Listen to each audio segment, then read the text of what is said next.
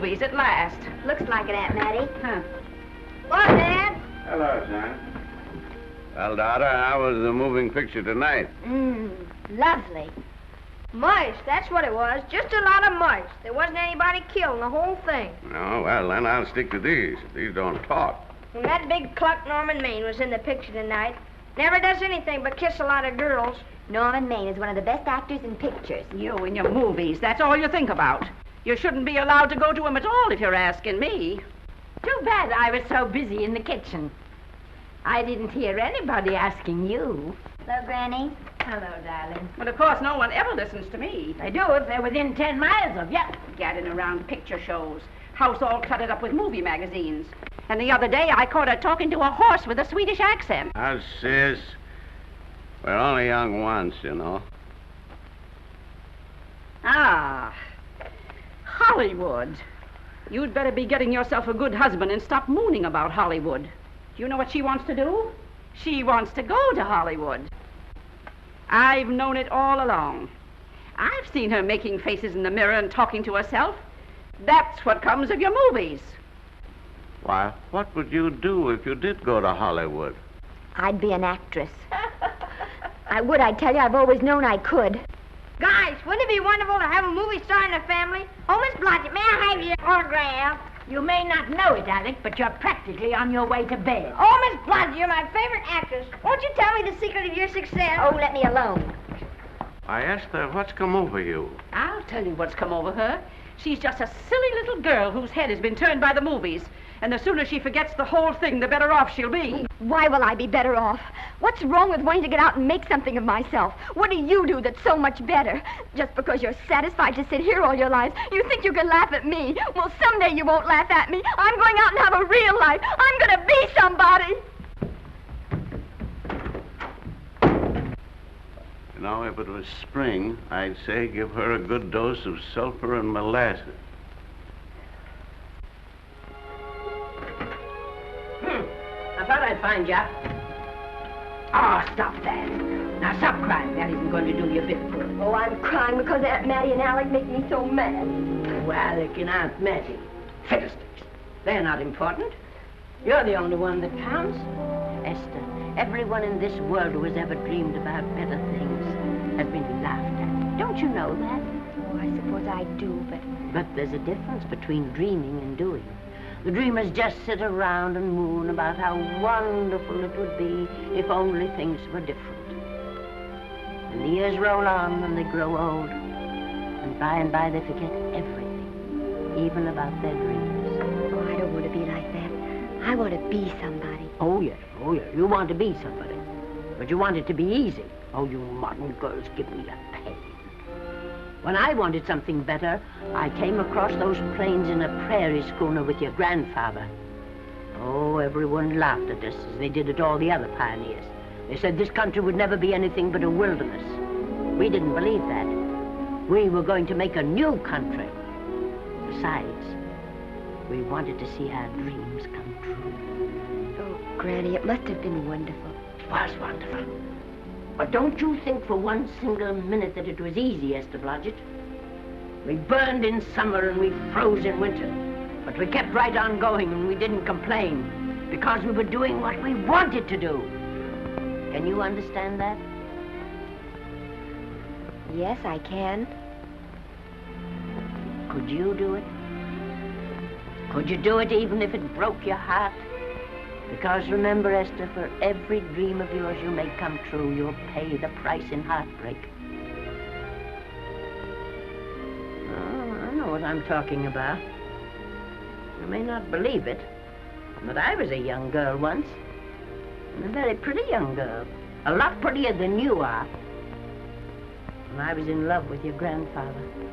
And when some Indian devil put a bullet through him, I felt as if it had gone right straight through my heart, too. But I remembered all he taught me, and I went right on. I buried him out there in that wilderness with my own hands.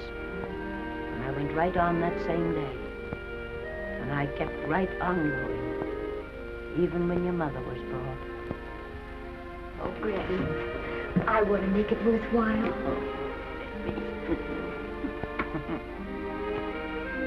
You know, Esther, there'll always be a wilderness to conquer. Maybe Hollywood's your wilderness now. From all I hear, it sounds like it. But if you've got one drop of my blood in your veins, you won't let Mattie or any of her kind break your heart. You'll go right out there and break it yourself. That's your right. Here. Oh, here. Stop that nonsense. Here. Take this and go to your Hollywood.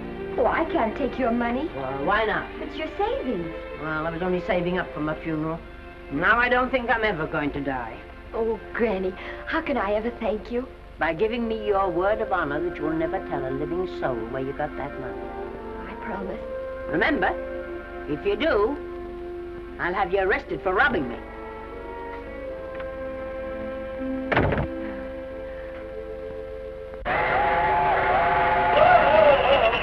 Here we are.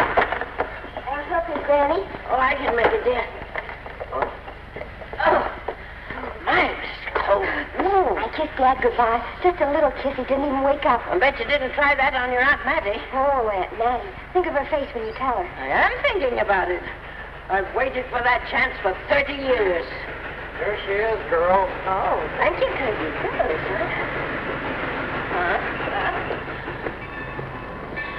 Well, come on.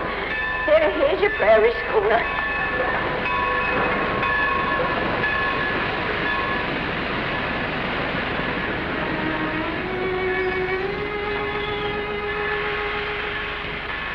All aboard. Oh, Granny. Go on. Goodbye, Granny. Goodbye. I'll be waiting for you in those movie pictures. Don't tell Mattie. You know, my eyes are not as good as they used to be, but my ears are all right. So you remember, talk up good and loud. All aboard. Goodbye. Bye. Bye, Granny. Bye.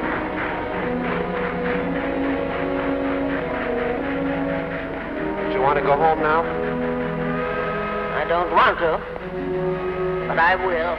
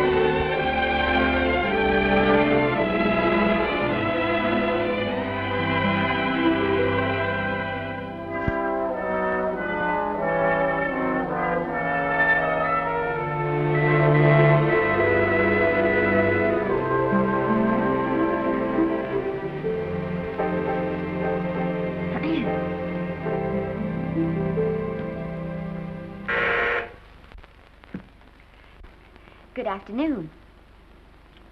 Day, week, or month?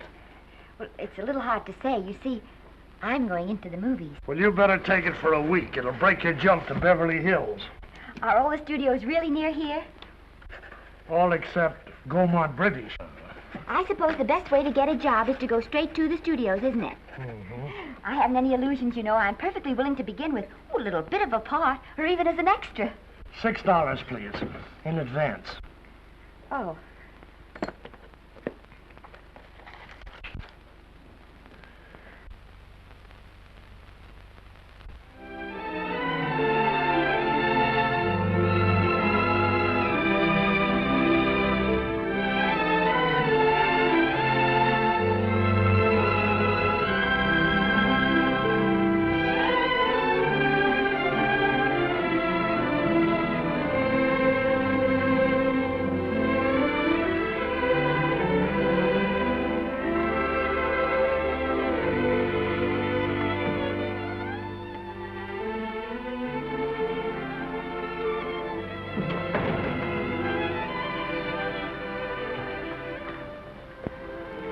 I beg your pardon. I'd like to register for extra work. How long have you been in Hollywood? Well, it's about a month now.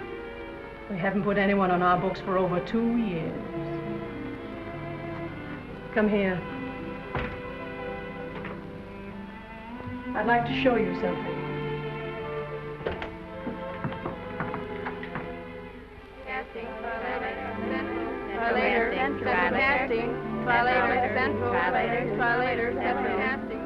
Every time you see one of those little lights flash, it's somebody asking for a job. Every time you hear them say, try later, it means there isn't any job. You can't keep the girls at the switchboard long. They go crazy. Every one of those little lights thought it was going to be a star. You still want to go in the movies?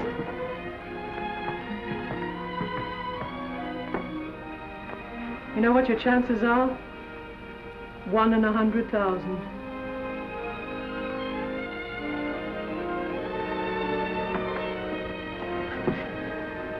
But maybe I'm that one.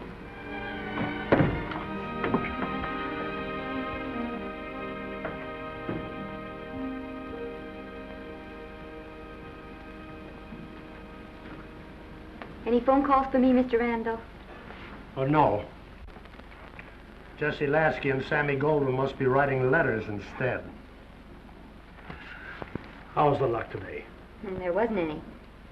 Maybe you don't go at it in the right way.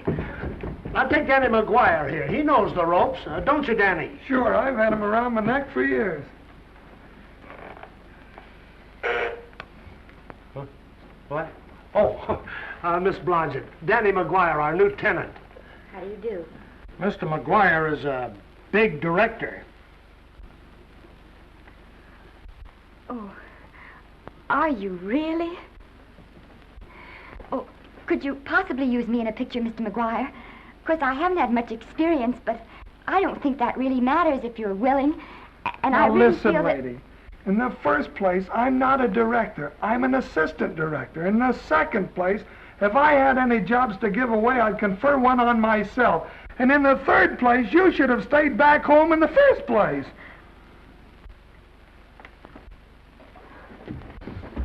Oh, now look what you've done. Hey, wait a minute. Hey, don't be that way. Don't do that. Gosh, I didn't mean to get tough, but a guy thinks he's being kidded when somebody asks him for a job and he hasn't got one for himself. After all, I'm not a big enough shot to hurt your feelings. I'm sorry. It wasn't just that. It was a lot of things. Looking for a job every day and never getting any nearer to it. I guess I was beginning to get a little scared. I know. Lady, do I know. Well, there's only one thing to do for that feeling when you're tired and sunk and down to your last nickel. Come on and I'll buy you a drink. Well, it's not as bad as down to the last nickel. I've still got $11 left. $11? You're going to buy me a drink. Come on.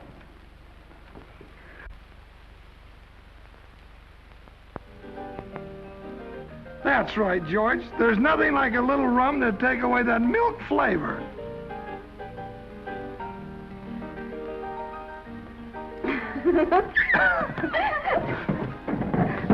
I beg your pardon. Certainly.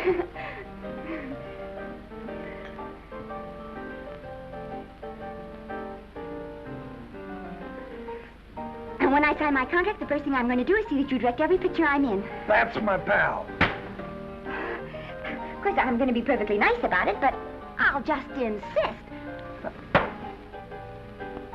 Now, that's the way to talk. Don't let them lick you. Oh, I should say they can't lick me. If they try anything like that, well, I just won't sign. Now, that's right. What have you got to lose? Another one of these and we'll open our own studio.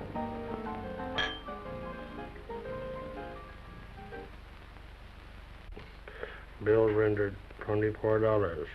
Past due. Remit without further delay. Me.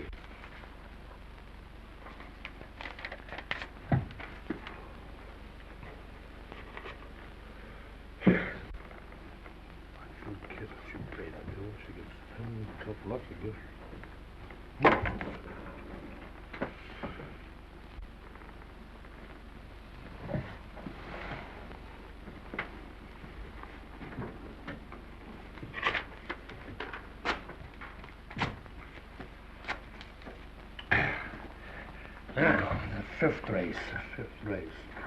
Tri-cap. Who's riding tri-cap?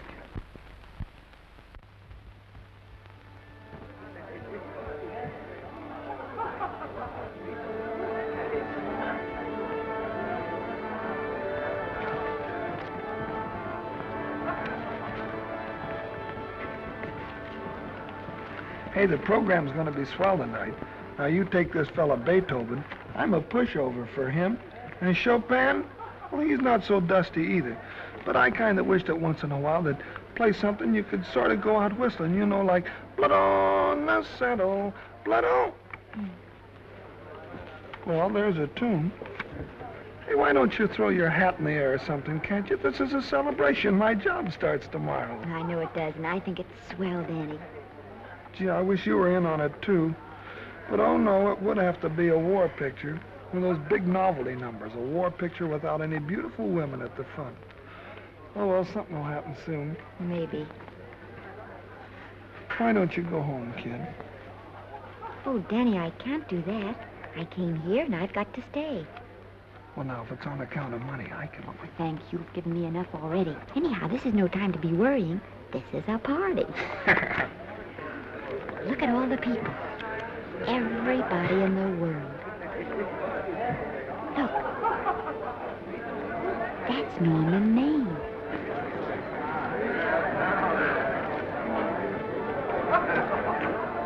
And he seems to have had that one extra cocktail.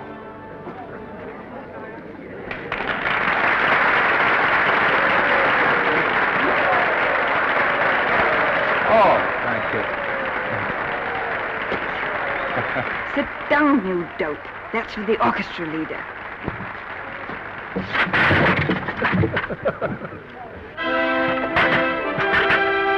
All right. Come on, Norman. Oh, Mr. Mr. Maine, put your arm around Miss Regis. Otto, this is the Hollywood Bowl. Oh, afraid of crowds. Go on, get out of here. What's the matter? You getting too big to bother with photographers? Don't want any pictures taken now. Oh, is that so? Well, supposing I take it anyway. If you do, I'll shove that brownie number 2 of yours down your throat. Thank you, Mr. Mayor. No, stop it! Stop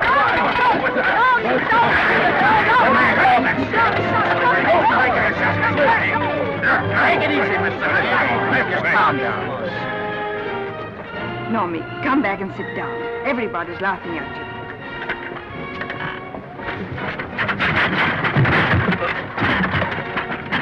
All right. Hi, Norman. Is he always like that? Well, I suppose he has to sleep sometime. Oh, and he's so wonderful on the screen.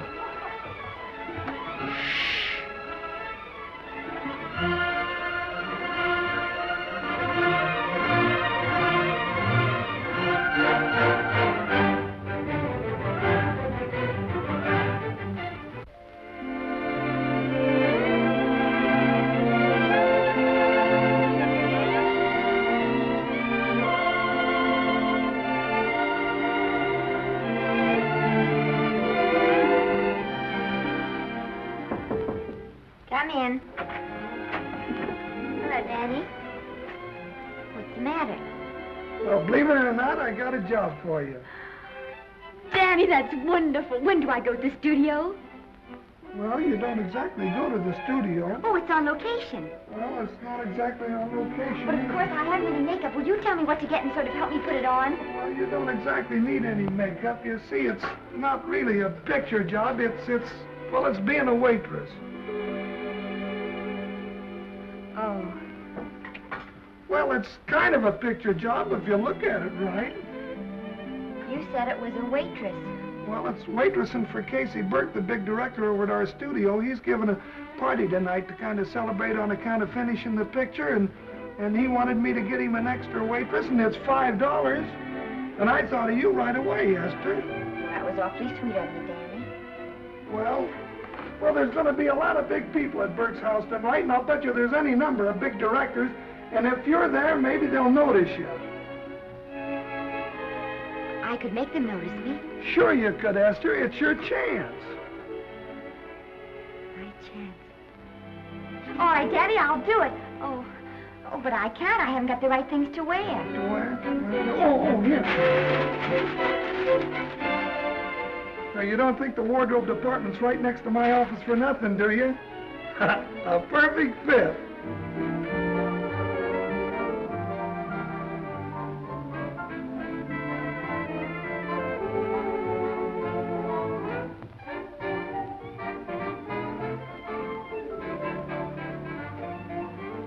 Did you get to the preview last night? I did.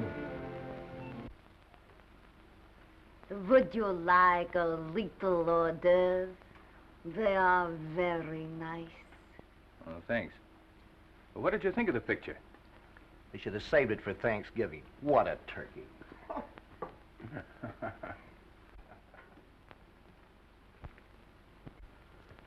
Will you have some hors d'oeuvre? You do like hors d'oeuvre, don't you? I don't think there's anything so enjoyable as hors d'oeuvre before supper, and these are rarely delightful.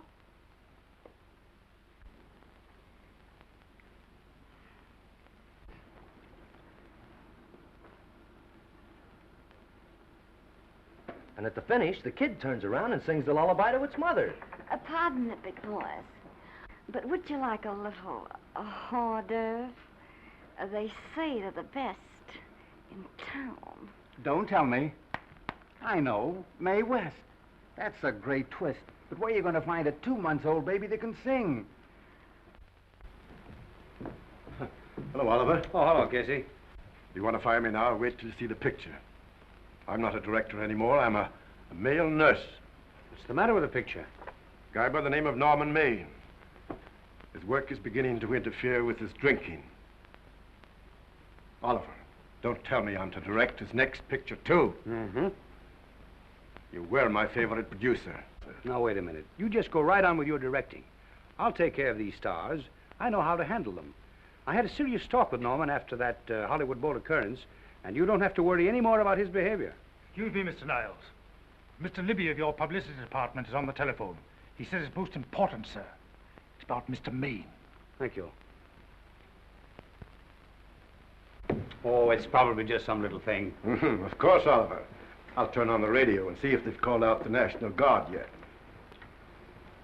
Hello, Libby. What's the good word? Mr. Norman Maine, America's Prince Charming, was apprehended driving an ambulance down Wilshire Boulevard with a siren going full blast. He explained he was a tree surgeon on a maternity case. Well, will it be in the papers? No, it won't be in the papers. But that's a nice, expensive hobby of yours, keeping Mr. Maine's informal entertainments out of the public press. Oh, that's fine work, Libby. Try and see that no one gets to Norman. He's probably home sleeping it off. Oliver. Yeah. Why can't you forget those dopes at the studio for one night? Business, business all the time. I don't know what's going to become of you. Norman! Why didn't you call for me? Oh, by darling, why didn't I call for you? In case you've forgotten, I was supposed to come here with you. Oh, that's all right. I got here without any trouble. The only reason I don't slap your face. Yes, darling, I know. Hello, John. Oh, hello, man. Well, what's the matter with Oliver? He looks as if he'd had bad news. Hello, Mary. What's the matter, old boy? Maybe I'm wrong. I guess I've been drinking too much lately. No, you ought to cut it down. It's bad stuff. Scotch and soda.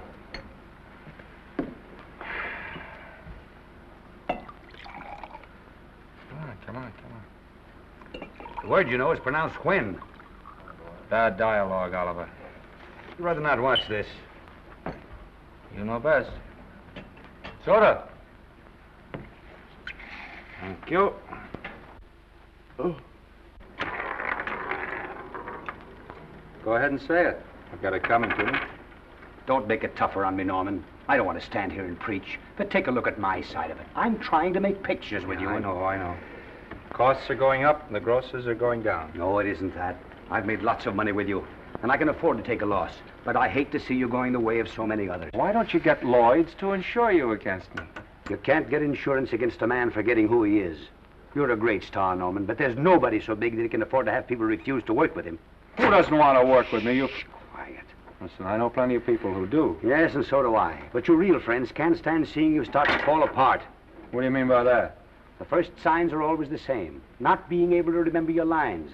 Cameraman struggling to cover your hangovers. And all because you have to have a good time. Every day and every night. Listen, I've warned you for a long time, Okay, Norman. Oliver, you're a swell guy. You won't lose any money on me. I'll promise you that. I'll be ready for the curtains when the time comes. When it does, here's my epitaph. And now I think I'll, have a little drink. Scotch and soda.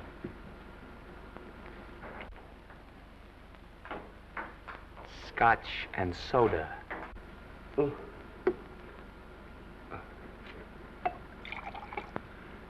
Come on.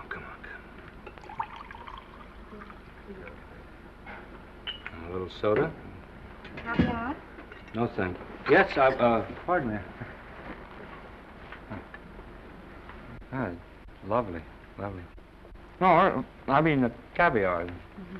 No, don't go away. I'm starving. Really. Which would you take? Well, I don't know. Don't you know? Oh, I don't know either. It's hard to choose.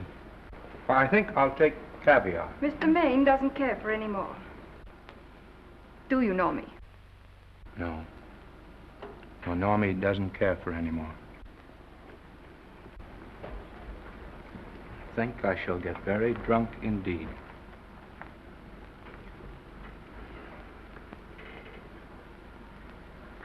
Scotch and soda. Sorry, I have something.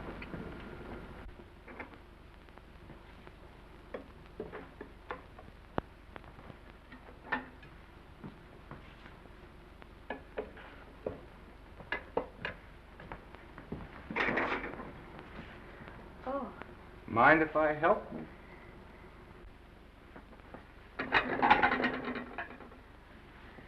Won't they miss you?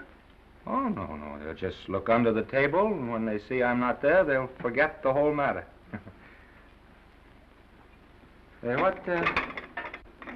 what's your name? Esther Blodgett. My name's Maine. I know. You do?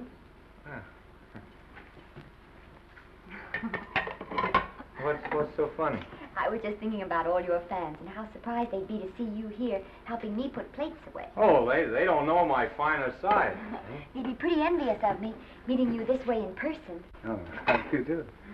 Well, tell me, are you disappointed? Yes. Oh, now you've done it. Oh, never mind that. That makes the room look lived in. Tell me, why are you disappointed? I was sitting behind you at the Hollywood Bowl the night you didn't want to be photographed. Yeah. I'm told I crept into many a heart that night. Oh, I can never explain this.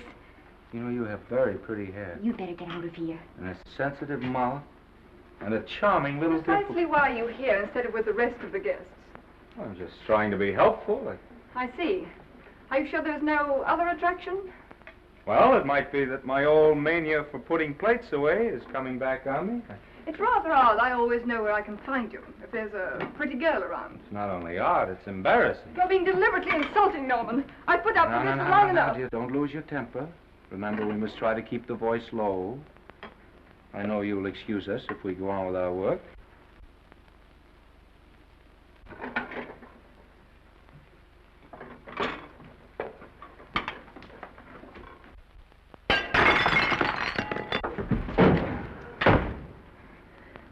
Now see what you've done.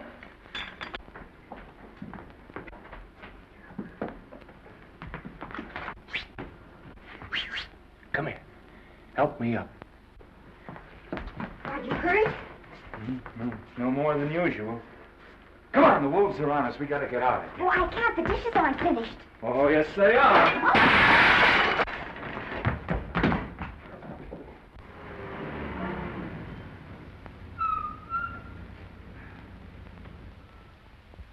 Well, I bet I know what you're going to say now. What? Good night. Good night, and thanks.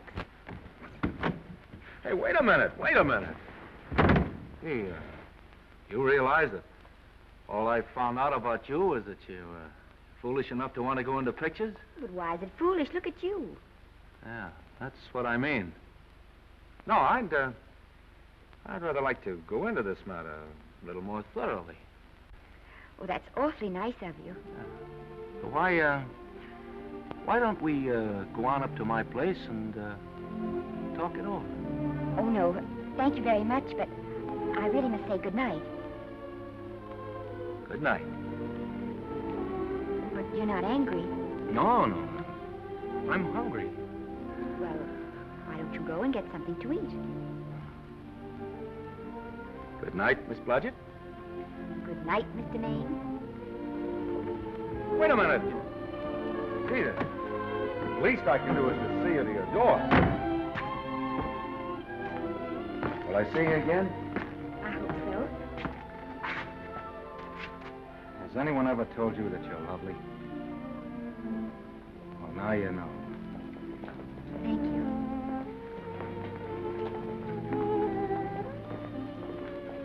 This is hard to say, but I want to say it anyway. You know, on the screen, in private life, you know. But whatever I do, I still respect lovely things. And you're lovely. You understand? Yes, I think I do. And it isn't that bump on the head that's doing this. Well, I'm glad.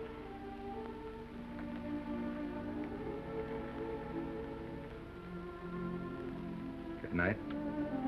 Good night.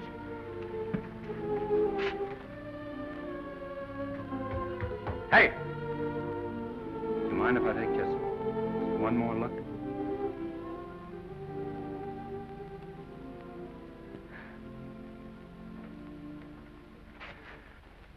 Go away. Quite impossible. I wouldn't even consider it. No.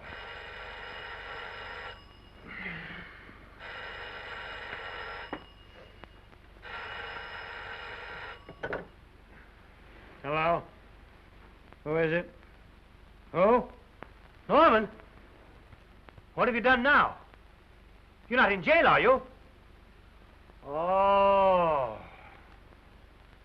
Yes, I see. Oh, it's that again. I see. She's beautiful. Yeah, I know. You want me to give her a screen test? Yeah, certainly. She's got wonderful possibilities. Oh, you know she's got something. Well, you knew all the other ones had something, too. Oh, no. I tell you, Oliver, she's got that sincerity and honestness and a... sincerity and honestness that makes great actresses. Oliver, I am so sure of this girl that I want to take the test with her myself. Listen, Oliver, you've worked hard. You're entitled to a break. You get...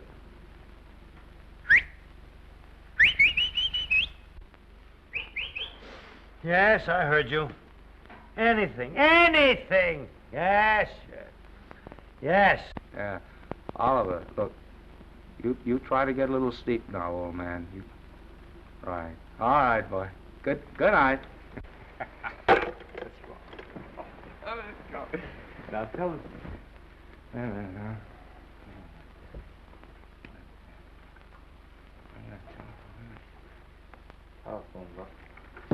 Telephone book. What is it? Telephone. Hey, Oliver, telephone book. Over here.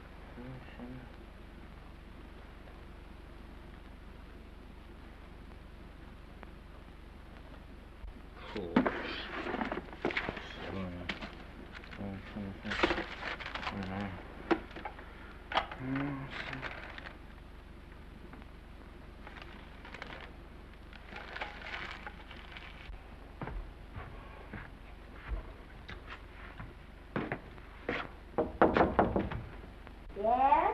Telephone. For me? Some drunk trying to be funny says he's Norman Maine. Oh, thanks. I'll be right down. And Miss Blodgett, would you give him a message for me? Tell him it's 3 o'clock in the morning!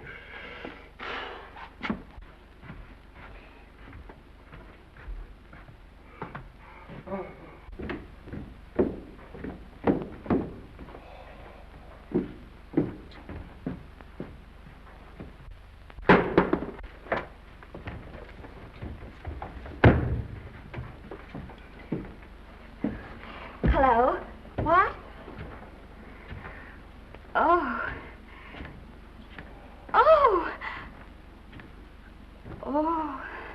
Oh, yes. I'll be there. Oh, thank you.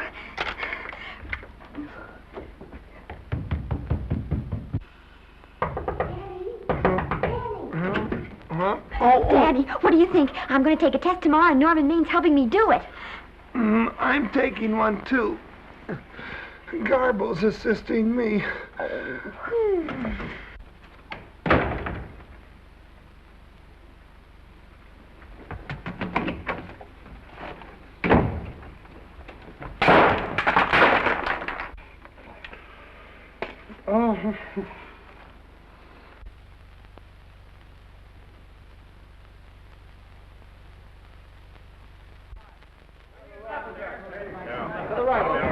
Move that gobo in. Put a silk on that broad. No, the Yankee. Is this light too hot for you, Haley? Okay, but cut down on your backlight. Put a double on that 90. Bring it down a little. That's it. Now pull it. Pull down on that 150. Get pulled down on that 150. Okay. Come here and get this thing. Run it here. Run it.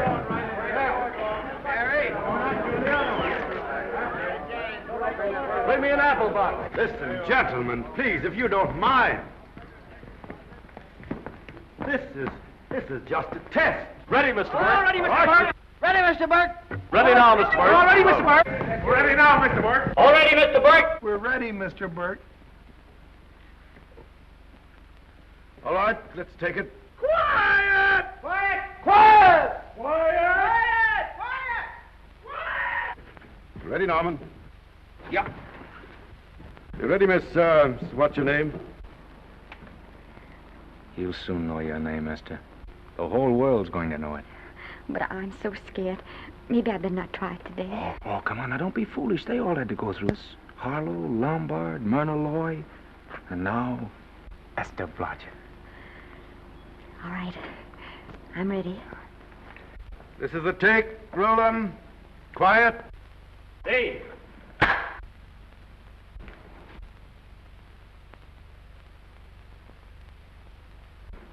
I may as well tell you that my whole organization thinks I've gone a little nuts to sign you. Well, maybe they're right. I've been nuts before. You see, all the experts seem to think that your type is a little mild for present-day taste. But I rather believe that tastes change, like eyebrows. And I think that also, like eyebrows, tastes are going back to the natural. You look like a nice girl. I think I'm going to like you. That's not important. I think the public will like you. That is important. Oh, yes. I see what you mean. I mean, I know it is. Only don't think it's going to be easy. Nothing you really want is ever given away free. You have to pay for it. And usually with your heart. Someone else told me that once. But you still have to work it out for yourself. Oh, well, all this is just a long way of saying, I'm glad you're with us and good luck to you. And now I'm going to turn you over to our demon press agent, Libby. Don't let him frighten you. He has a heart of gold, only harder. And for the love of Pete, learn to close your mouth and keep it closed, even in your love scenes.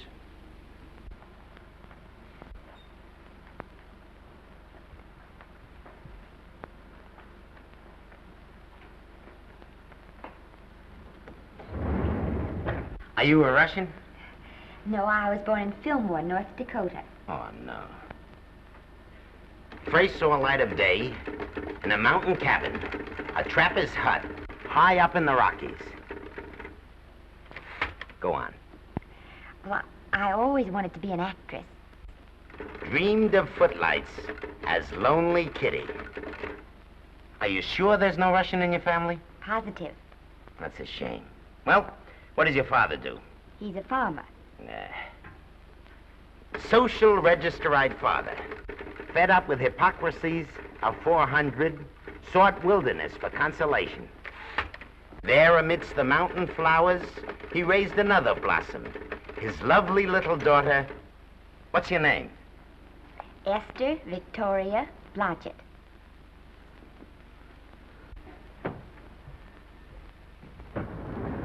Greatly appreciating your attention in this matter, very truly. Do you know what her name is?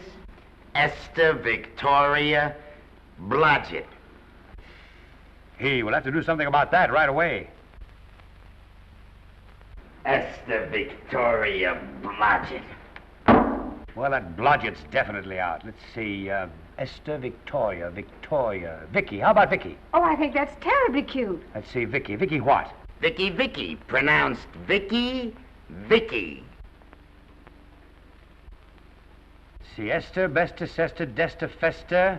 Oh, that's very pretty. Jester, Hester, Desta, Lester. Vicky Lester. Oh, I like that. Say it. Vicky Lester. Say it again. Vicky Lester. Say it again. Vicky Lester. Say it. Vicky Lester. Say Vicky Lester. Vicky Lester. Vicky Lester. Vicky Lester. Vicky Lester. Flash. Oliver Nile Studio discovers new starlet, a Cinderella of the Rockies. Her name is Vicky Lester. Those who have peeked tell me she couldn't be more Devine. The face of an angel and such natural talents. Her voice is a symphony. Her very walk, they tell me, is enough to drive men mad. Not that way. Get the lead out of your feet. Lift them up.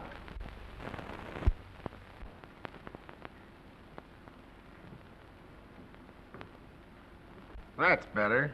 It's terrible, but it's better. The quality of mercy is not strained.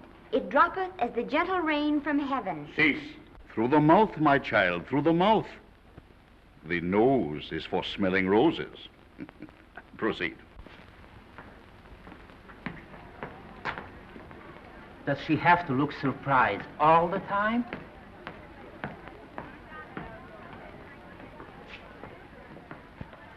Anyway, it's just a rough sketch. Pretty small mouth, eh? Oh, well.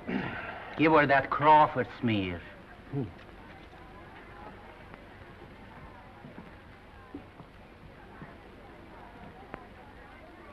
This'll give her that Dietrich. Yeah.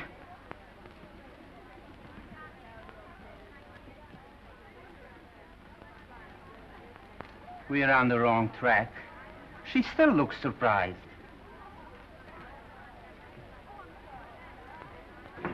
Listen, dress people. We're shooting on the set this morning, not in the commissary. Now, come on, snap into it.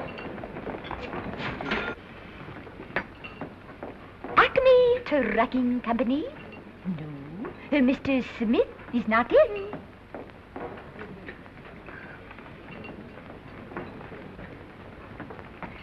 Acme Trucking Company. No. Mr. Smith is not in.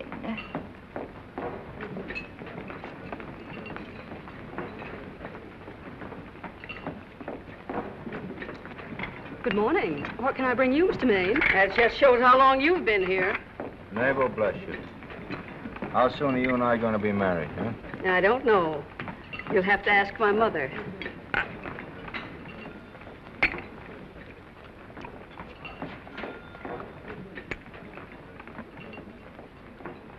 Acme Trucking Company?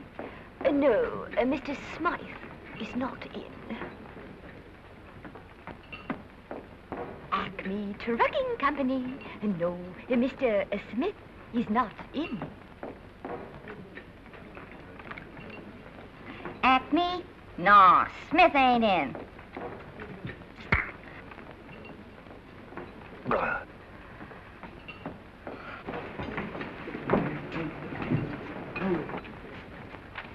Acme Trucking Company? I'd like to speak to Mr. Smith, please. Mr. Smith is not... Oh, Norman. What's all this between you and Smith? I've got a part. It's only one line, but it's in the picture.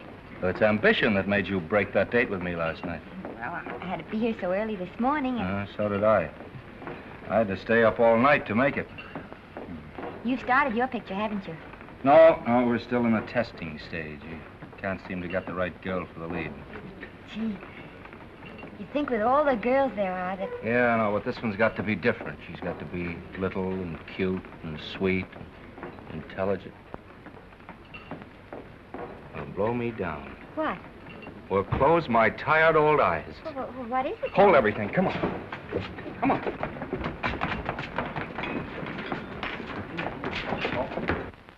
Had you been through the whole casting directory? I'll work day and night, Mr. Niles. And I'll work with her, Oliver. And I can be mean or nasty or anything you want, Mr. Niles.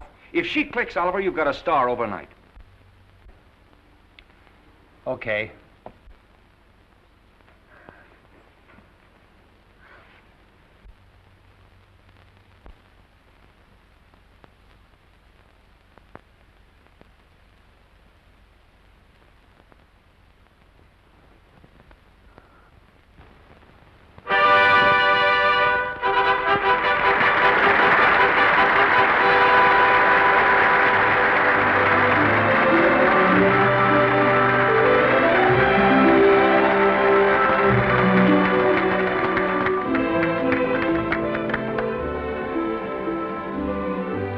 At the end of the picture.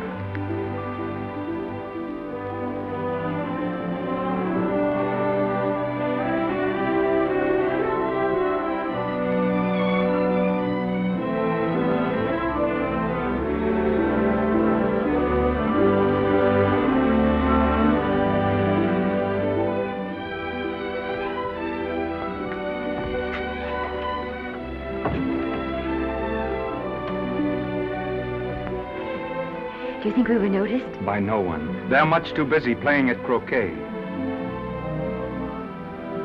I've loved you all my life. But we only met 2 days ago. That's when my life began.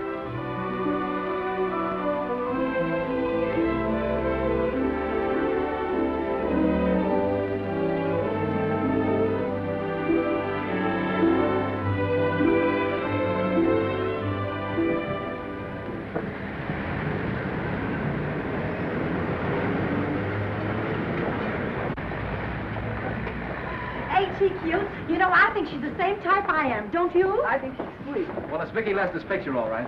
I think she was much better than he was. These producers are so horribly dumb. They won't know how good she is. Well, maybe it's because she's a good girl. Oh, Maine's not so bad, but it's Vicky Lester they'll go to see. Isn't she, darling? I think she's the most precious little thing I've ever seen. The knockout, Libby. You might mention that when you write your review. That Lester kid's a gold mine. Didn't you like Norman Maine? Was he in it? Libby, I'm afraid we have another hit. Huh? It's in the bag, neatly tied up with beautiful pink ribbons. Say, where are Norman and Vicky? I don't know. I thought you had them. I wish they'd come. We're having a party at the Trocadero. Isn't it thrilling running away from people? Norman, it's so exciting, So new. A star is born. Come on, run.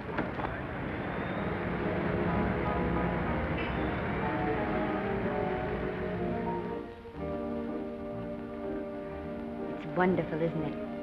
A crazy quilt. Oh. It's a carpet that's spread for you. It's all yours from now on, you know? Come, Esther. You're a success. You'll have everything in the world you want. I hope it'll make you happy. Hasn't it you?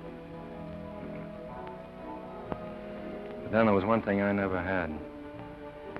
Lots of times I told myself I'd found it, but I always knew I was lying. Still, I never stopped looking for it. Maybe it'll come. Well, I think it has come, Esther. I only wish it weren't too late. Oh, but it's not too late. Oh, you can't throw away your life the way I've thrown away mine and have anything left that's good enough. No. You can. Norman, you can. You mustn't tell me that, Esther. I'm so afraid that I'll believe it.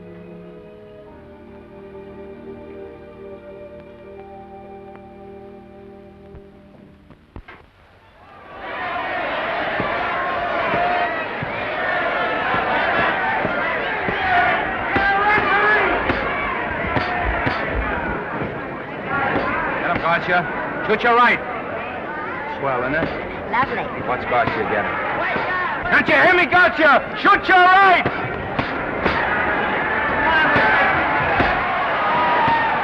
He's down. Gotcha got him. Gotcha got him.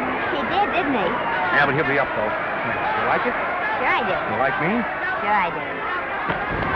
Ooh, that reminds me. Will you marry me? No, thank you. Come on, gotcha. Finish him. Why won't you marry him? Wasn't that dependable? Hey, shoot your right. Throw away your money? Break him up in there. Break him up. Drink so much. Well, suppose I quit drinking. Yes? Come on, gotcha. Shoot the right in there. The right.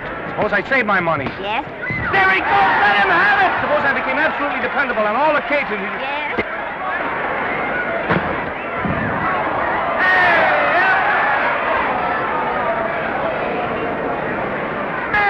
Gotcha, he's got him! He's got him! He certainly did.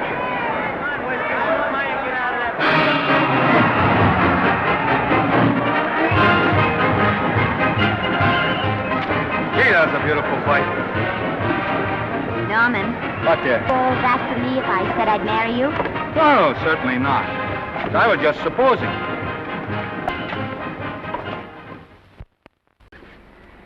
We're going to be married.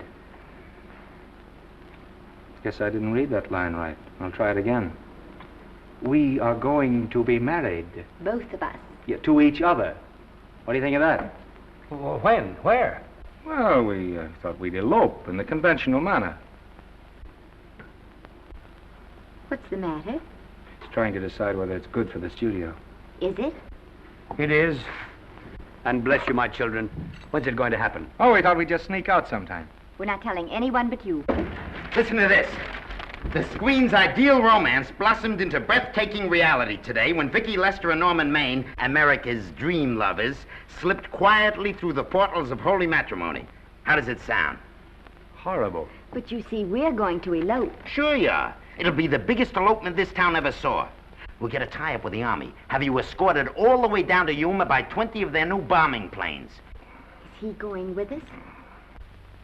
Don't you think we can work this thing out better alone? No sense in bothering the happy couple with all the details. I'll see to it that you get a carbon copy of the whole layout. I can hardly wait. I'm sorry we didn't realize that we were in the way. While you're settling the details, you don't mind if I take this woman out and buy her a ring, do you? Sure, go ahead. We want everything legal. That's a charming match. A nice girl like Vicky.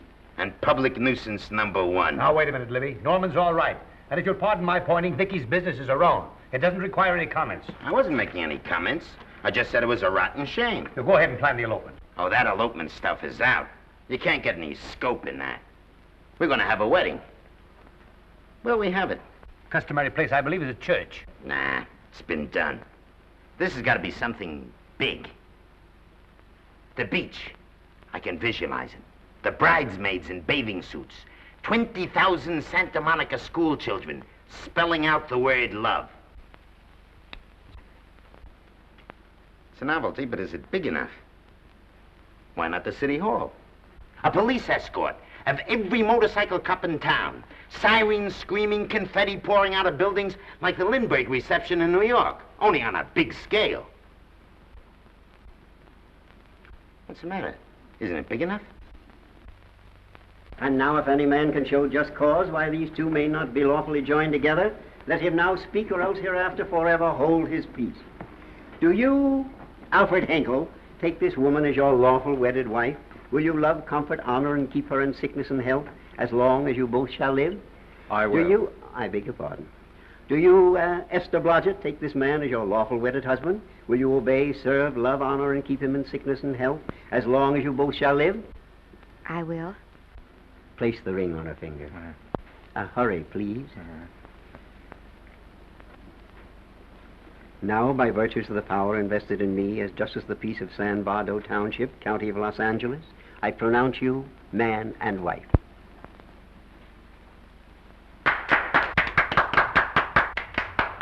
Quiet!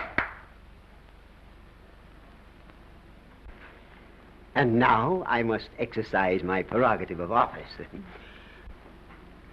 I hope you'll be very happy, Mrs. Hinkle. Thank you. Thank you, sir. Oh, Thank Danny. you very much. Now, if you'll please sign the license. Oh, yeah.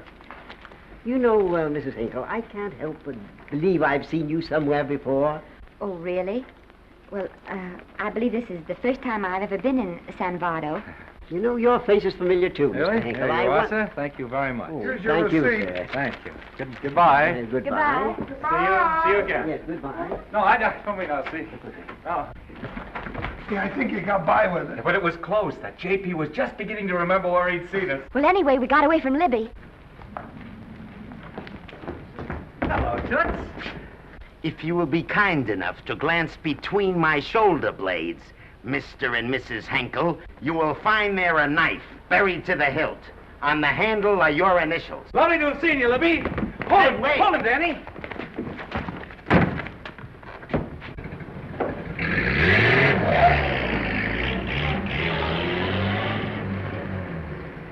There go a couple of rats I raised from mice.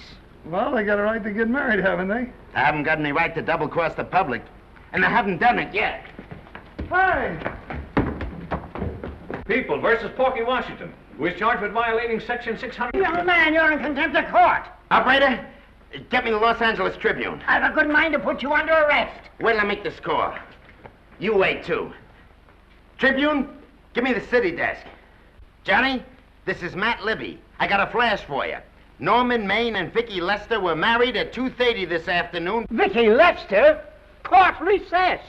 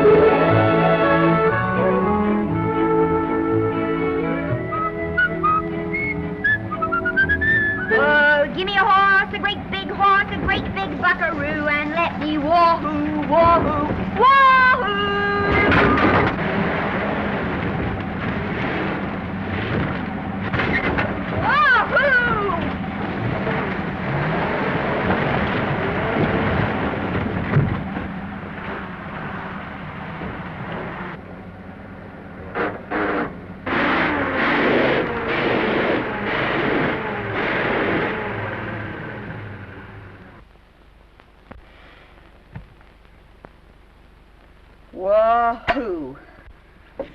Hey, Wahoo. I don't want to sound immodest, but I think I've stripped a gear. Well, sit down, won't you, and let's get acquainted. We'll probably be seeing quite a bit of each other from now on. Well, might just as well break the ice now as later.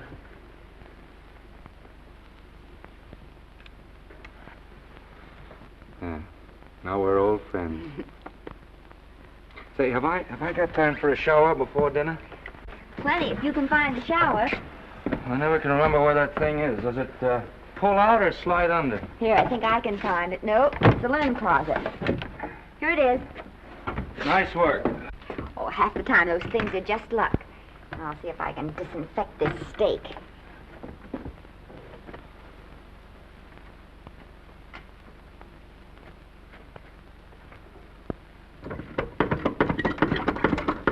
Hey, Esther, there's no soap.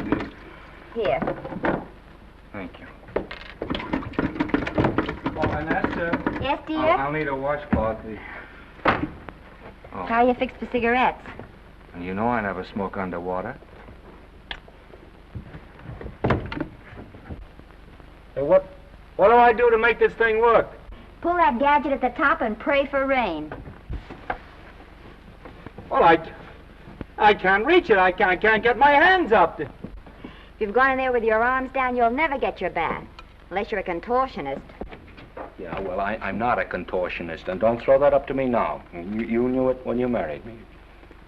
Will you close this door, please?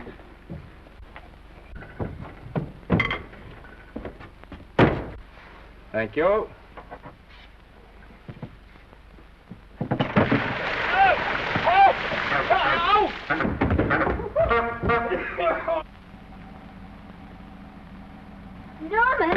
Norman, here comes the car. You got it?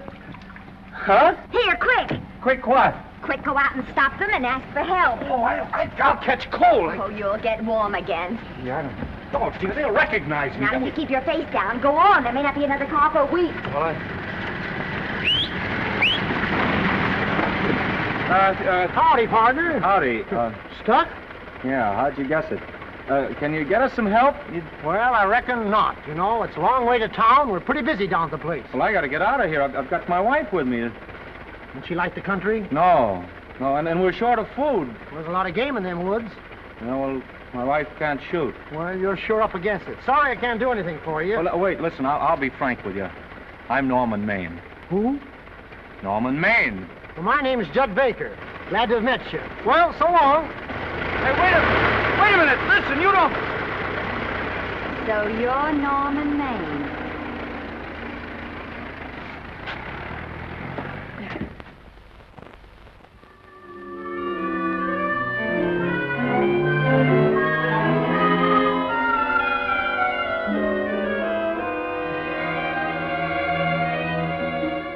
I got my prestige to look out for. I'm supposed to be the best publicity man in the racket, and they laugh themselves sick when I even try to get a decent mention of Maine. Yes, I know how sensitive you are, Libby, and I don't like to see your feelings hurt. Thanks, boss. Now, Vicky, there's a dish for free space. But if Maine swam across the Pacific, the papers would keep it a secret.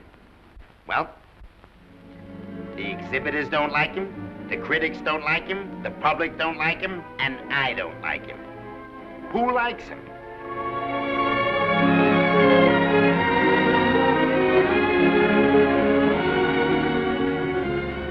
Oh, but darling, this is almost too much of a surprise.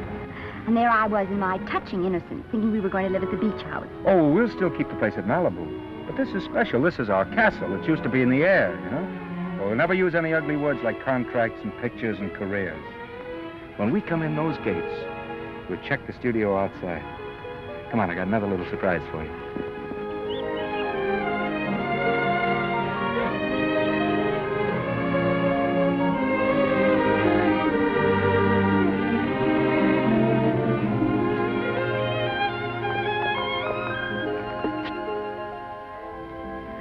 Oh, Norman, it's lovely. So are you lovely. The whole world's lovely.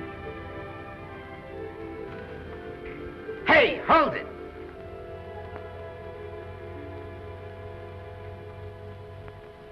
That's it. Caption: Their honeymoon never ends. All right, let's get some pictures.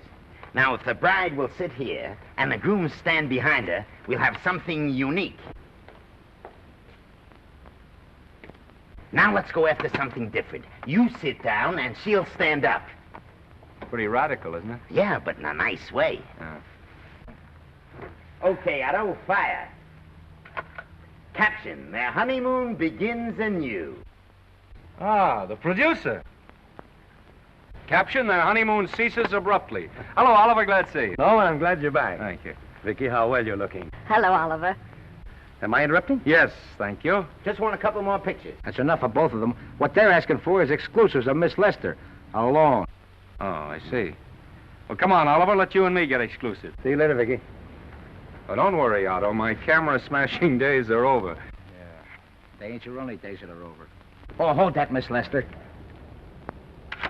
Gorgeous. Well, Oliver, how's the dividend situation? Very pleasant. I think we'll show $2 million on the next quarter. Oh, God. Smart move of mine to sell my stock, eh? Oh, well, when you need money, you need it. Well, some people save up for just such an event. You know, there's bound to be a rainy day occasionally. Yeah, but as a citizen of California, I've always refused to admit that. Yes, I know, but still it does rain. Well, anyway, you can thank me for some of those dividends of yours. Mm-hmm. Oh, can't you? Oh, sure. That was a little too quick, Oliver. The matter, the Enchanted Hour was a smash hit, wasn't it? Well, it made Vicky a star overnight. Yes, it should have. What about me? Oh, let's talk about business at the office, Norman. Beautiful pool you have here. Beautiful. Oh, now let's talk about it here. Didn't they like me? Well, maybe the part wasn't just right. That was the best part of the year. Look, Oliver. You think I'm slipping? Can you take it? Yeah, go ahead. The tense is wrong. You're not slipping. You've slipped. Oh, my fan mail's still big. Norman. Fans will write to anybody for a photograph. It only costs 3 cents for a stamp, and that makes photographs cheaper than wallpaper. But every 25 cents they pay for a theater ticket buys them the right to be a critic. And your last few performances, Norman, have not pleased your critics. You remember I told you I'd be ready for the curtains when the time came? Here it is. Let's call off the contract, no hard feelings. We're not quitting, either of us. There's no explaining these things. We've all seen how the public turns. Maybe we can turn them back. I've got a swell script lined up for you. About Esther. If you think that I'm going to get in her way... Well, as a matter of fact, as it happens, there's no part in this story for her. I'd more or less planned to star her in a picture of her own, with that young Pemberton opposite her. He's coming along nicely. Good for young Pemberton. All right, Oliver. We'll make a try at it. Let's hope it's not too late.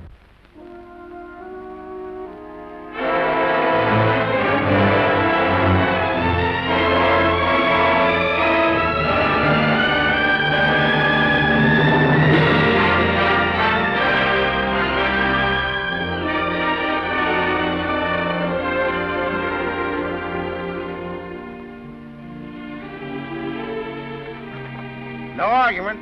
I'll buy those. Huh. The screen's most finished actor. I'll say he's finished. He keeps them away in droves.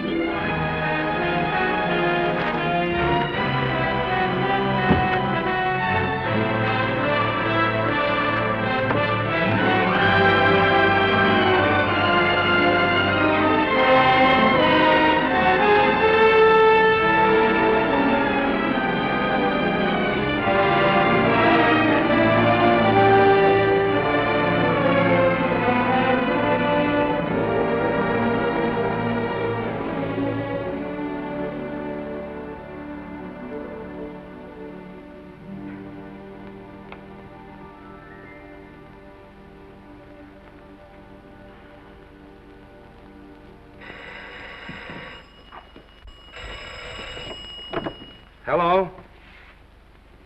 No, Miss Lester isn't home as yet. No, I'm not the butler. But I can take a message just as well as he can, honest. Oh, is that you, Norman? Swell. Listen, Norman, This is Artie Carver. Hiya, kid. Swell. Say, I hear you're through with Oliver Niles. Is that on the level? Oh, please, Artie. I'm not news anymore. Forget it. Say, what kind of a settlement did you make on your contract? Give me a figure so I can do a story on it.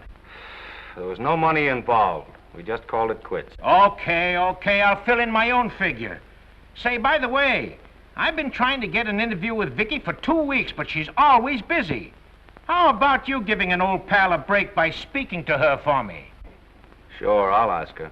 Swell. So long.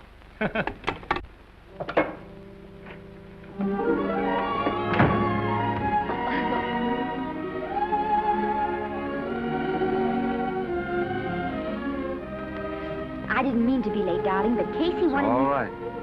You're here now. What's new today? Nothing. Haven't been out of the house. Let's go somewhere tonight. No. You're tired. We'll stay in. I'm not tired, really. Oh, yes, you are. You've got a hard day ahead of you. Anyway, I see so little of you, I'd like to have you to myself. Oh, but it's the servants' night out. We haven't any Yes, we have. I fixed a little snack with my own lily white hands. I'm learning to cook in my spare time. Then I think I'll marry you. Oh, I get it. You want to make an honest cook of me, huh? Comes in on wheels in this joint.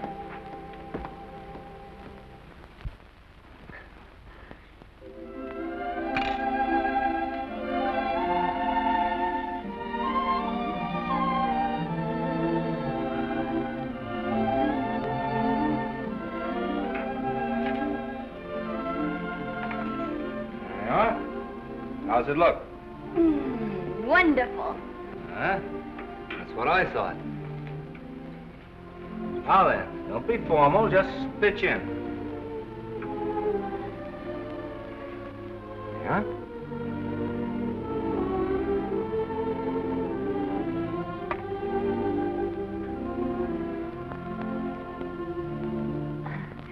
I'm afraid my mouth's not quite big enough. I'll measure it next time and make them to size. A little hard to lift, too. In fact, I think I'll take those measurements right now.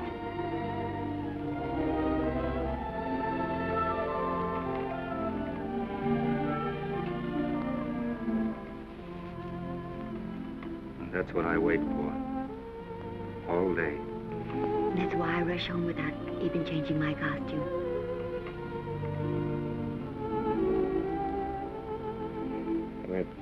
We're forgetting that we're hungry. Would you like a sandwich? Thank you. I still have a little work on this one.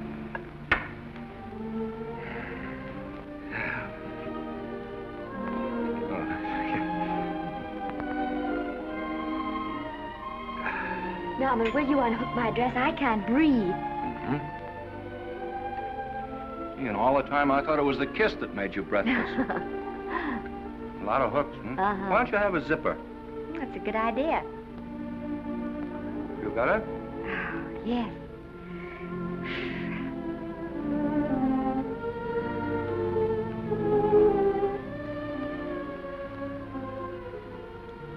Don't look now, but I think that guy on your left is in love with you. I hope so.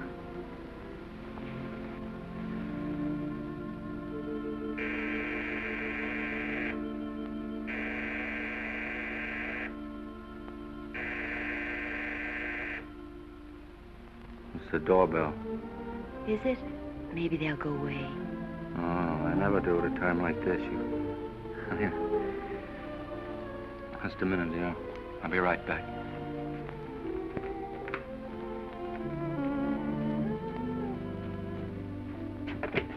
Does Vicky Lester live here? Yes. I got a package for her. I'll sign for it. Who are you?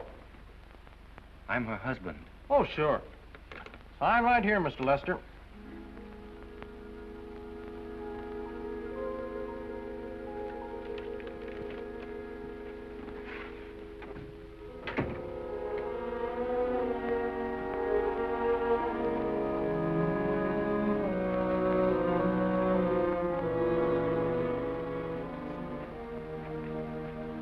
Package for you. Oh, by the way, I forgot to tell you, they want you for a benefit to Shrine Auditorium next Wednesday night. I told them I'd ask you. And, Oh, darling, I don't want to hear about that now. Well, you better wait till I finish before I forget them all. The Academy dinner secretary phoned. She wants to know if you want a table reserved for you. Oh, yes, Artie Carver called and asked if I'd use my influence with you to get him an interview. I told him I'd try. That was all, I think. Oh, Norman, let's don't talk about those things now. We're forgetting the wonderful food you prepared. Well, I'm not very hungry now. I think I'll fix me a little drink, But, Norm...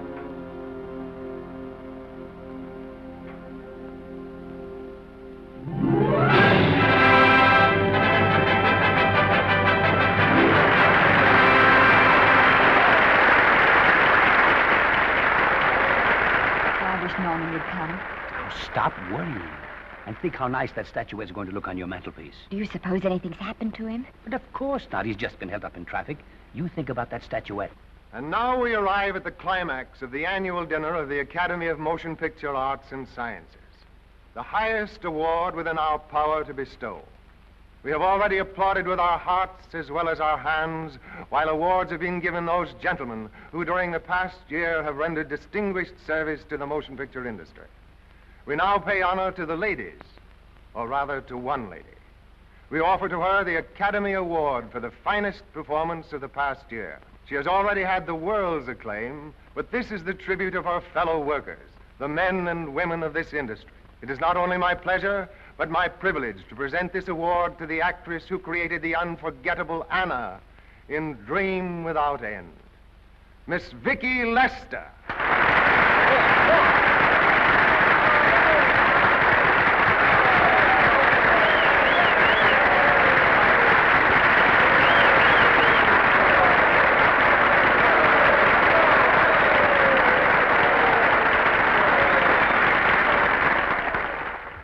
What more can we say, Miss Lester? This says it all for us.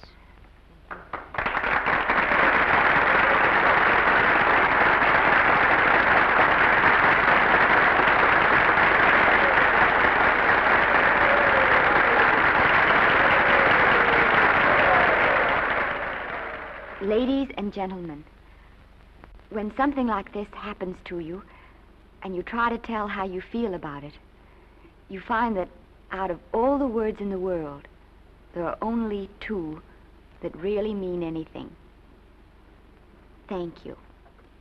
All I can do is to say them to you from my heart. All I can do is to keep on saying them. Hey, that's fine. All this thing. That's a very pretty speech, my dear. Very pretty. You said the right thing. I want to be the very first one to congratulate you on that valuable little piece of bric-a-brac. Now I want to make a speech. Gentlemen of the Academy and fellow suckers, I got one of those once for a best performance. They don't mean a thing. People get them every year. What I want's a special award, something nobody else can get. I want a statue for the worst performance of the year. In fact, I want 3 statues for the 3 worst performances of the year, because I've earned them. And every single one of you that saw those last masterpieces of mine knows that I've earned them. Libby, start the music. What I'm here to find out is, do I get them or do I get them? Now answer yes or no.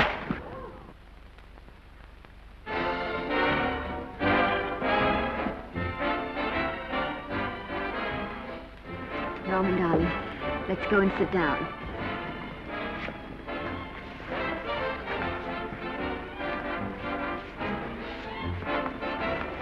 Come on, Norman, sit to that. Glad to see you, Norm. Hello, Norman.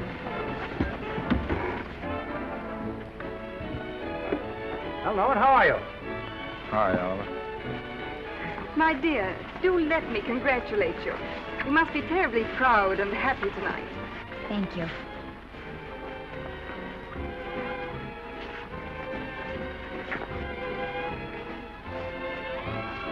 Somebody give me a drink.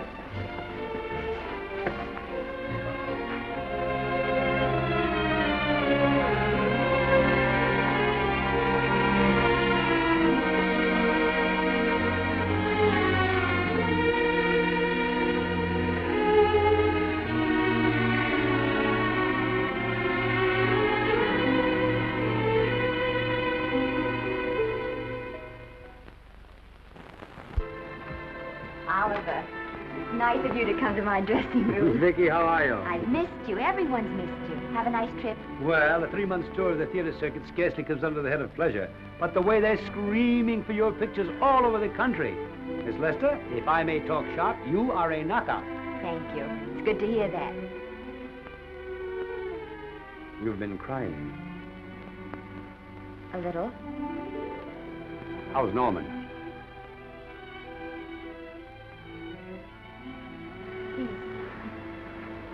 Well, he's trying awfully hard, Oliver. Letting Norman leave this studio was the hardest thing I ever did. There was nothing else I could do. I know. Has he been... Is he all right? He's gone to a sanitarium. He really wants to stop drinking. And I think he could only... Well, perhaps if he could start working again, it would be some encouragement. Oh, Oliver, could you do that? Yes. Oh, thank you. But he mustn't ever know I told you. He won't know, and you mustn't worry. I want you to keep up your good work in this picture. I'll try, Oliver. That's the one thing I can do for you.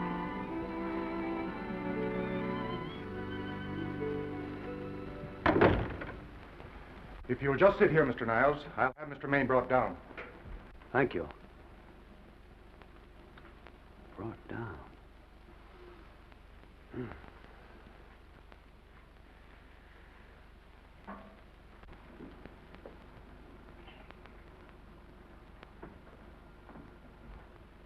Hello, Oliver. Welcome to Liberty Hall. Hello, Norman. Well, no, Mr. Niles isn't slipping me a case of scotch, Cuddles. This is just a handshake. This is Cuddles, Oliver, my social secretary. We go everywhere together. How are you feeling, Norman? Fine. Getting along remarkably well, Cuddles tells me. He says you ought to see some of the boys. Let's sit down. Yeah. Cuddles, we really don't need you. Touching, isn't it? Can't bear to have me out of his sight. Are you comfortable here, Norman? Comfortable. It's positively luxurious.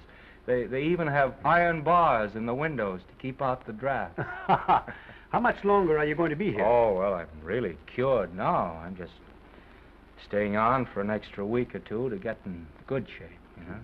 After all, there's no particular hurry to return to the cameras. That's what I wanted to talk to you about. I've got a script with a fine part for you in it. Gee, Oliver, that's great.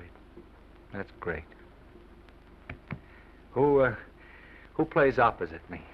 Well, it is not exactly the lead. Young Pemberton's doing that. But I tell you frankly, I consider your part better than the lead.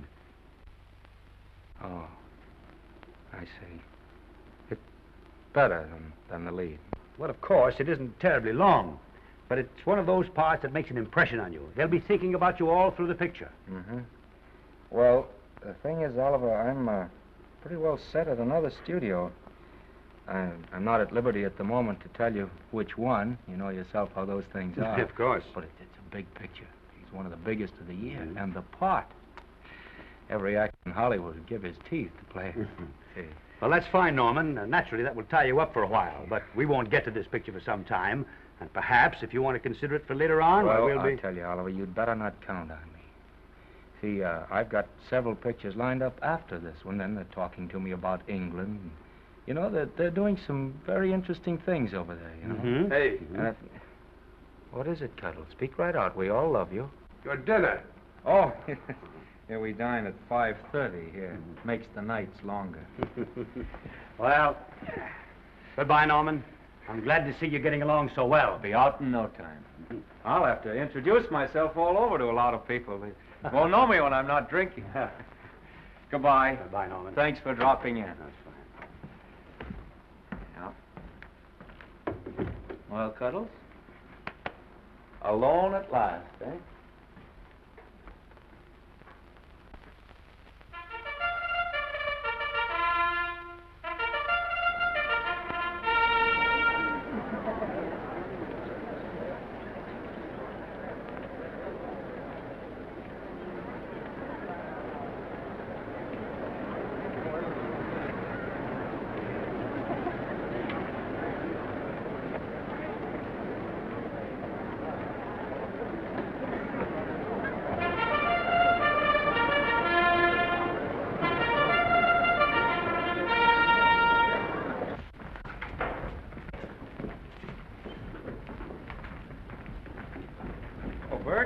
Sam? How are you, Marion? Oh, hello. Hello. Hello, Normie. Glad to see you. How I hate to run into these has-beens. They give me the creeps. Me too. He was good while he had it. And he had it quite a while. Hello? Hello, Mr. Maine. I haven't seen you in a long time. Oh, I've been resting. Ginger ale, please. Ginger ale and what? Ginger ale and ginger ale. A new leaf? A whole new book. Thank you. Scotch straight. Hello, Libby. Why, it's Mr. America of yesteryear. Do they let you wander about now without a keeper? Oh, sure. I'm a trustee now. Didn't expect to find you at Santa Anita. What do they do with the actors while you're away? Oh, they cut them into slices and fry them with eggs.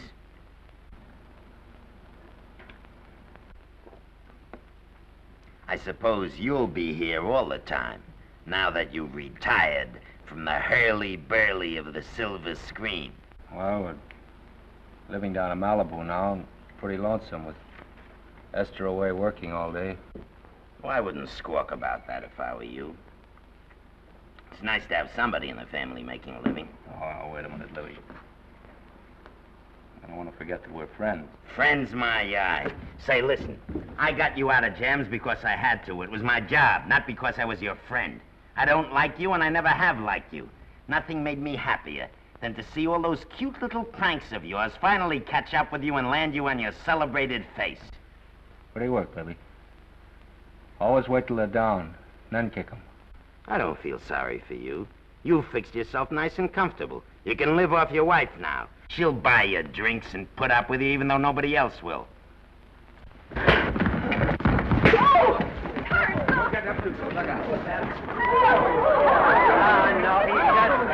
drunk again. Yeah, come on, drunk. Hey, wait a minute. Come on outside for you wise guys. I'm Norman Maine. Well, that's not my fault. Oh, don't bother to toss him out. He's harmless. All right, Mr. Libby, if you say so. Sure, let him go. What can he do? He can't fight any better than he can act. It's Norman Maine. Oh, he's drunk again. Why, he's been drunk for years.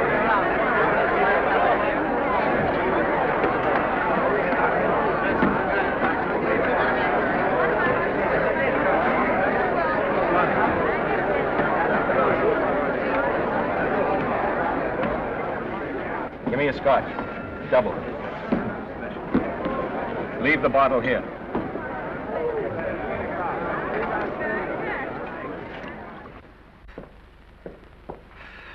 Vicky, you'll be ill. Why don't you try to get a little sleep? But he's been gone 4 days. 4 days and not a word.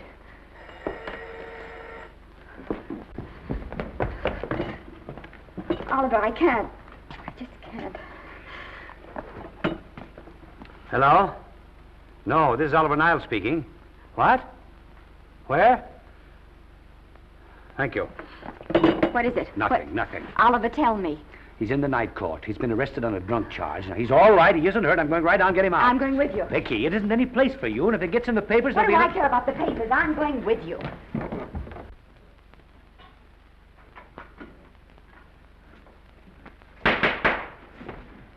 Division 30, Municipal Court, County Los Angeles, now in session. The Honorable Judge J. Barris presiding. Be seated, please. Were you able to do anything? The judge wouldn't even see me. Ready, Your Honor.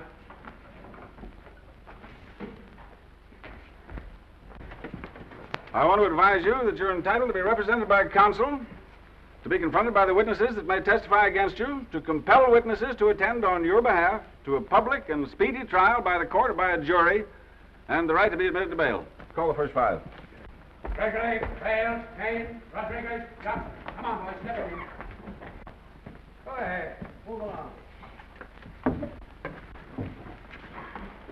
William Gregory. Yes. Plain drunk, picked up at 5th in town. Asleep in the gutter. 14 similar offenses in the past 6 months. Still at it, Gregory. How do you plead? I don't feel so good. I didn't ask you how you feel. I asked you how you plead. Guilty, I guess. When did you get out the last time?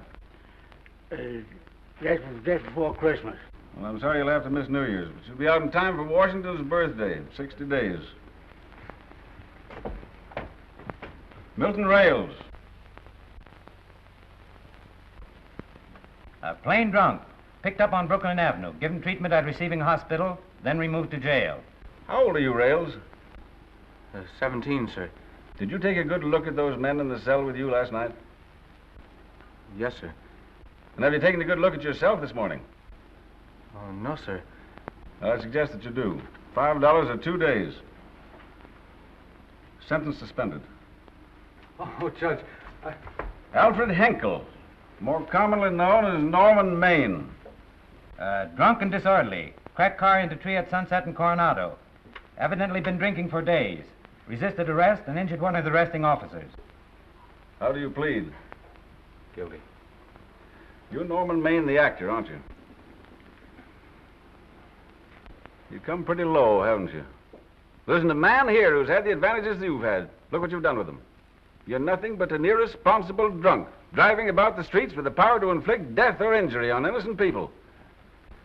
I think we'd better deny you that power for a while. 90 days in the city jail. Please wait.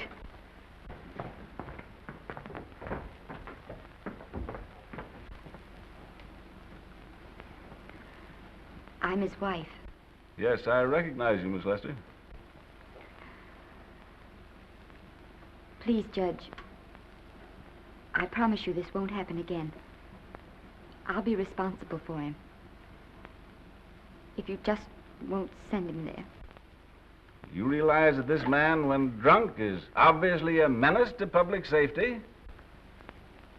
And you realize, too, Miss Lester, the responsibility you'll be assuming to this court and to the Commonwealth?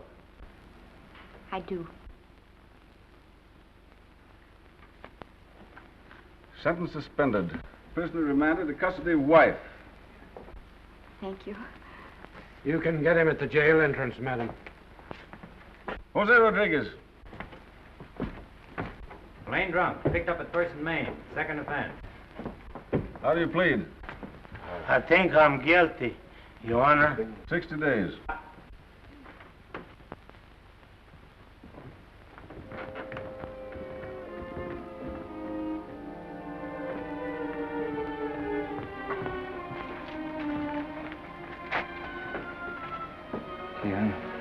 I'm so tired. Hold it, Mr. Maine, for picture. Oh, no. What about a statement for the press? Oh, no, please.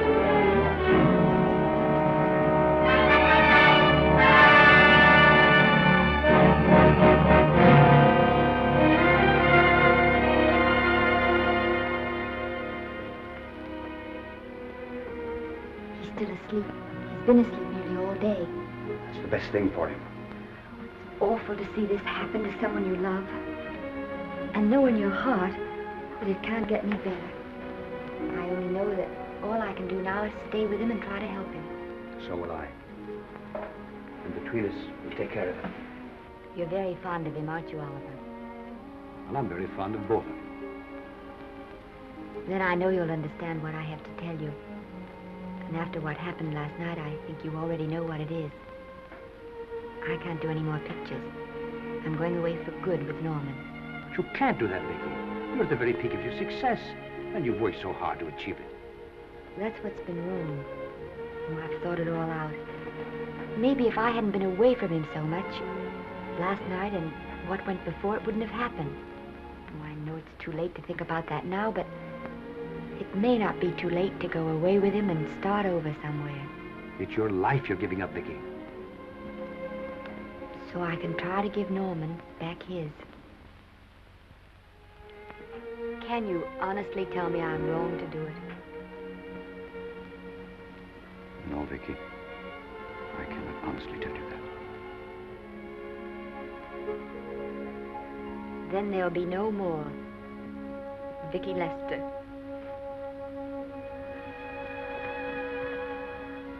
Come on, walk to the door with me.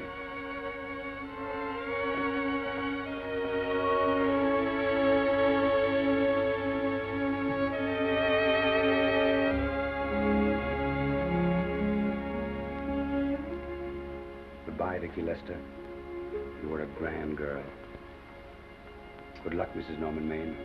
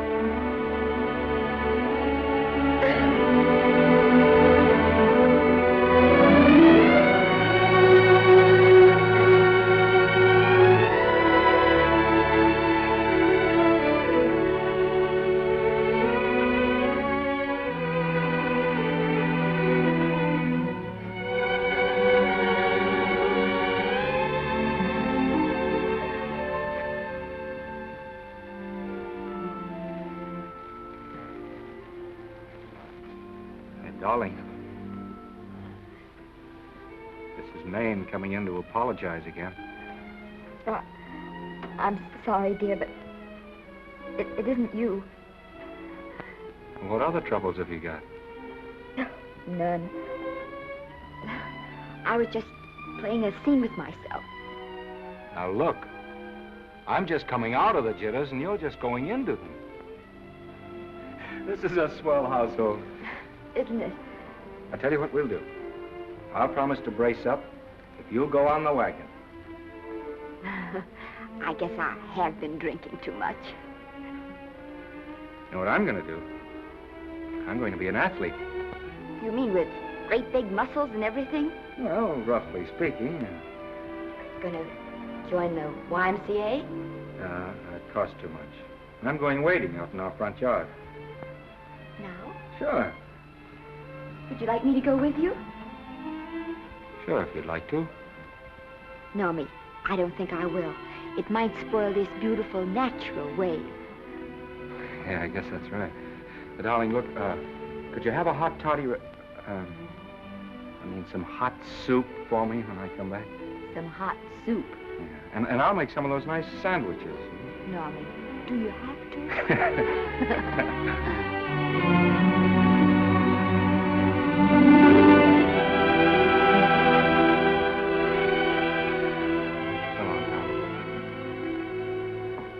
Now, don't stay in too long.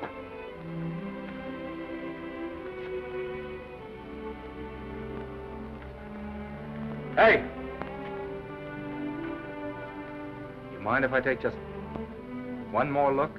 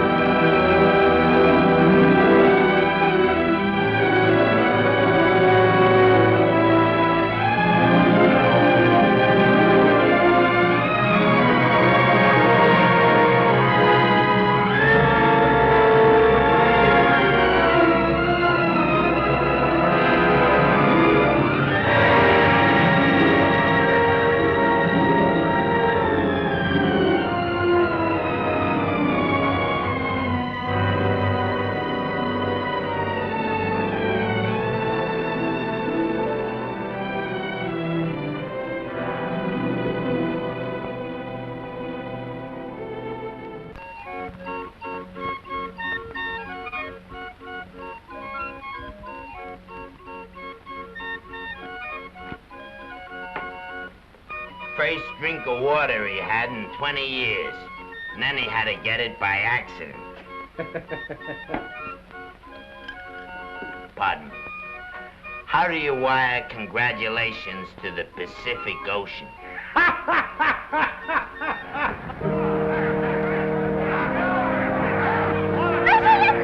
Oh, you can't see her face.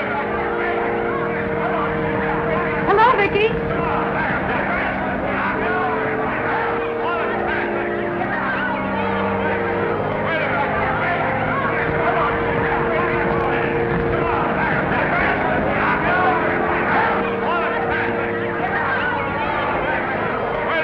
Can't you? Come on, Vicky, let's see your face. Vicky, will you sign my book for me? Write Mrs. Norman May. Don't you care, Vicky. You get over it.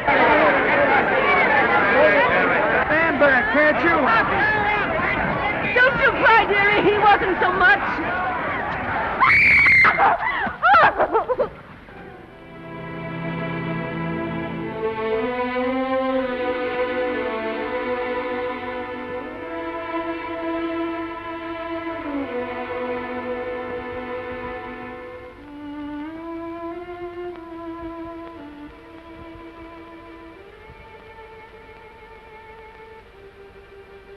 Do you mind if I take just one more look?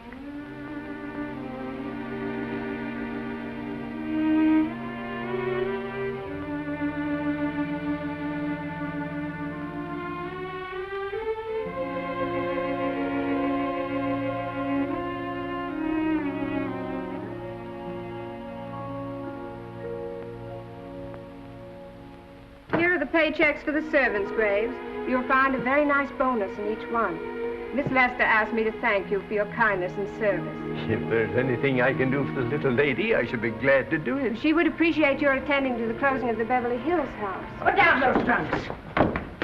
Put it down, I say. Well, where is she? In the bedroom. Who are you? Oh, I'm her grandmother. Get out of the way.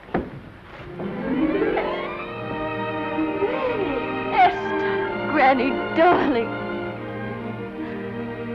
Oh, I'm so glad to see you. What made you come? Oh, I know when I'm needed.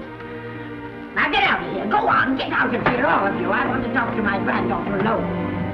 I came just as quickly as I could. But I'm going home. I sent you a wire yesterday.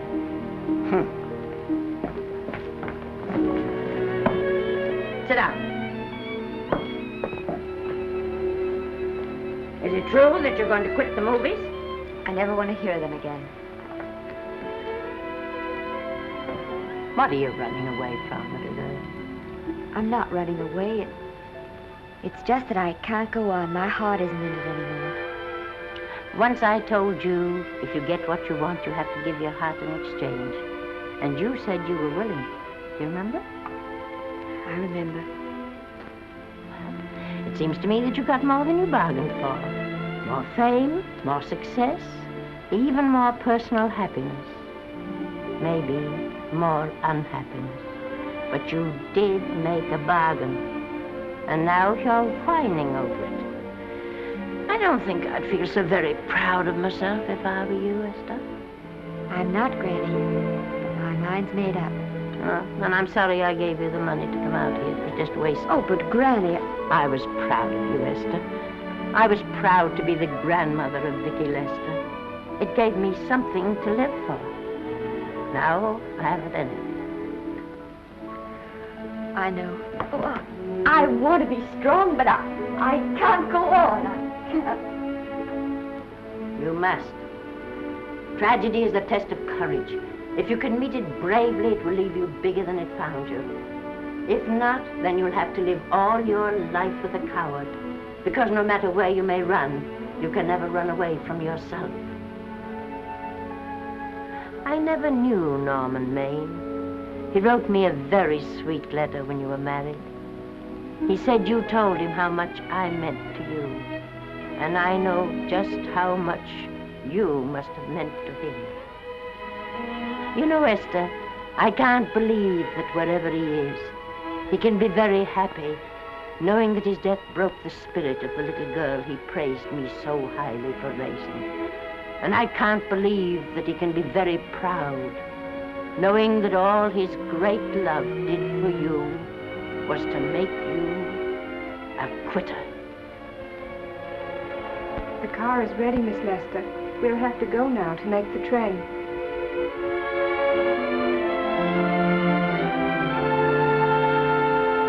Put the car back in the garage.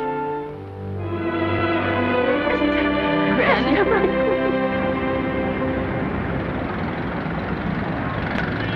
The entire picture industry has come to the Chinese theater for this opening tonight. It has come to pay tribute to a great star on her long-awaited return to the screen in what has been called her greatest performance. It has come to pay tribute to the girl herself. The girl who has won the heart of Hollywood. The girl who has won the heart of the world. Miss Vicki Lester. And if I'm not mistaken, Miss Lester's car has just driven up. Yes, it is she.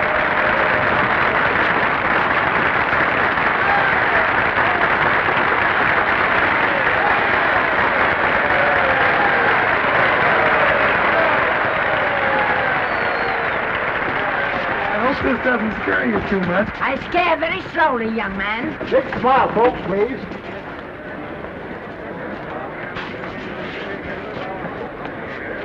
They'll have your mug, I mean your face, plastered across half the papers in the country tomorrow. How do I look? Oh, you look swell. You're a liar, but I like you. And here's Miss Lester's grandmother. Won't you say a few words to the radio audience, please? Say something, Letty. You know, we've got a thing like that back home where they all listen in on, but we call it a party line. Won't you say something, please? They're listening.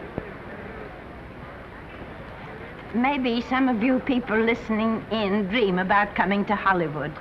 And maybe some of you get pretty discouraged. Well, when you do, you just think about me.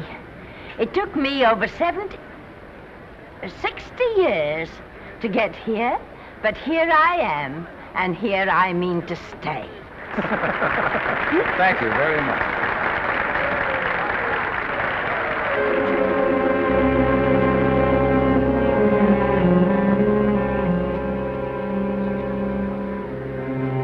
Miss Lester.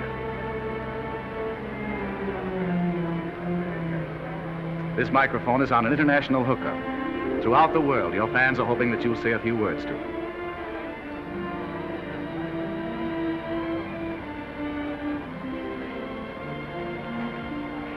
Hello, everybody. This is Mrs. Norman Maine.